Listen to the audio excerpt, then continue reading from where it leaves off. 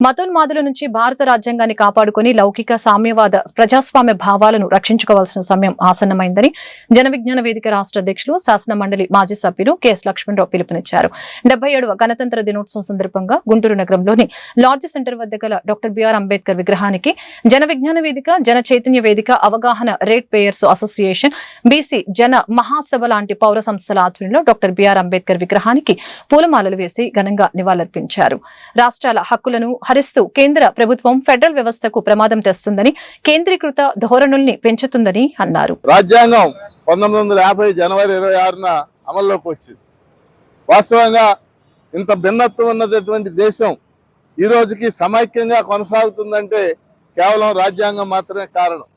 మన పక్కనే పాకిస్తాన్, నేపాల్, బంగ్లాదేశ్, శ్రీలంక, మన ఇరుగు పొరుగు దేశాలు రాజకీయ స్థిరత్వం లేక ఎన్ని ఇబ్బందులు ఎదుర్కొంటున్నా మనం చూస్తున్నాం. కానీ అదే సమయంలో మన దేశ రాజ్యాంగ విలువల్ని పరిరక్షించుకోవాల్సిన అవసరం ఉంది. అలాగే రాజ్యాంగం చెప్పినటువంటి లక్ష్యాలను పరిరక్షించుకోవాల్సిన అవసరం ఉంది. ఇటీవల కాలంలో రాజ్యాంగ విలువలను కూడా మార్చడానికి ఒక పెద్ద ప్రయత్నం జరుగుతూ ఉంది. నిన్న మీరు చూశారు, తమిళనాడులో, కేరళలో, కర్ణాటకలో ఒకే రోజు ముగ్గురు గవర్నర్లు.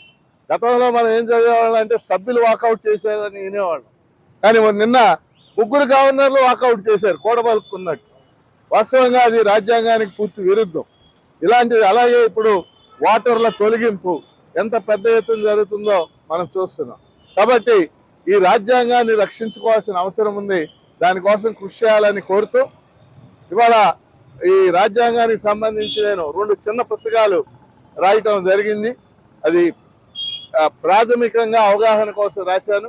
రాజ్యాంగం ముఖ్య అంశాలు అనే ఒక పుస్తకం, అలాగే రాజ్యాంగ పీఠిక మీద ఒక పుస్తకం రాశాను. ఈ 2 పుస్తకాలను కూడా మన చలపతిరావు గారు, లక్ష్మణ్ రెడ్డి ఆవిష్కరిస్తారు. 77వ గణతంత్ర దినోత్సవాన్ని దేశ ప్రజలందరూ ఘనంగా జరుపుకుంటున్నారు.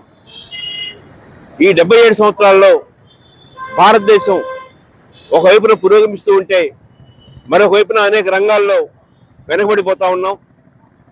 కేంద్ర ప్రభుత్వం ప్రపంచంలో 4వ అతిపెద్ద స్థూల జాతీయ ఆదాయం కలిగిన దేశంగా ప్రకటిస్తూ ఉంది. కానీ ఆచరణలో భారతదేశం ఇప్పటికీ 140వ దేశంగా. రిటైర్ అయిన సుప్రీంకోర్టు జడ్జెస్ని గవర్నర్లుగా, రాజ్యసభ సభ్యులుగా నియమించడం ద్వారా న్యాయ వ్యవస్థను కూడా ధ్వంసం చేస్తున్న పరిస్థితిని చూస్తూ ఉన్నాం. ముఖ్యంగా మోడీ, అమిత్ షా నాయకత్వంలో భారతదేశంలో మతాలకు అతీతంగా పాలన చేయాల్సిన ప్రభుత్వాలు వాటికి భిన్నంగా మెజారిటీ వాదాన్ని, హిందూ ఉన్మాదాన్ని రెచ్చగొడుతూ పరిపాలనలో దాన్ని చొప్పిస్తూ తద్వారా అధికారం పొందాలనేటువంటి తపన పెరుగుతా ఉన్న పరిస్థితి.